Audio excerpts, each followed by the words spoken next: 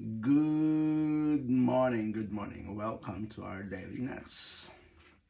If you have your Bible, please open in the book of Psalms 105:1. It says here, give praise to the Lord, proclaim his name, make known among the nation what he has done.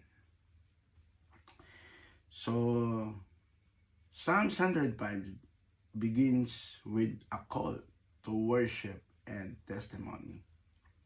The psalmist invite God's people not only to praise him personally, but also to declare his works publicly among nations. Praise is not meant to remain silent. It is meant to become a testimony.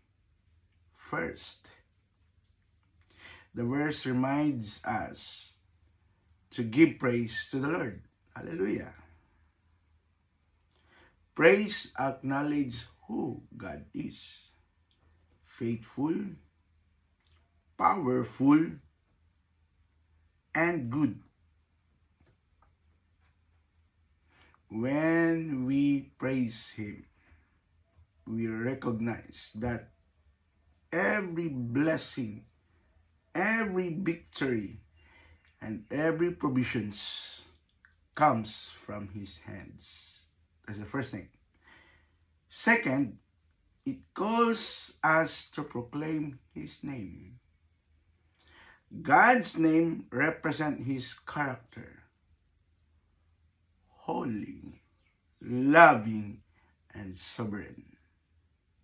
Declaring his name means honoring him openly and recognizing him as the source of salvation.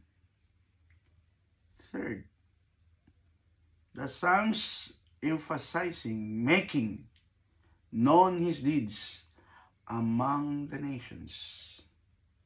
God's people are witness.